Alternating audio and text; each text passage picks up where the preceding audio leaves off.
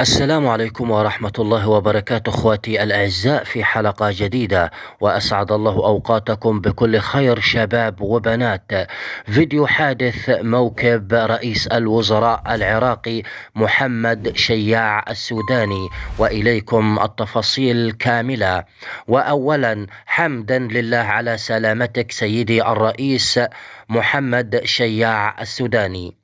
ضجت مواقع التواصل الاجتماعي خلال الساعات القليلة الماضية بمقطع فيديو وثق لحظة حادث موكب رئيس الوزراء العراقي السيد محمد شياع السوداني، حيث تعرض لحادث سير انقلاب سيارته ناحية الشيخ سعد في ميسان، مما أدى إلى وفاة أحد الحراس وآخر وضعه خطير للغاية. كما أفادت الأنباء بوفاة المنتسب بلال الربيعي وإصابة الآخر وهو المنتسب الثاني رائد تم دخوله إلى غرفة الإنعاش.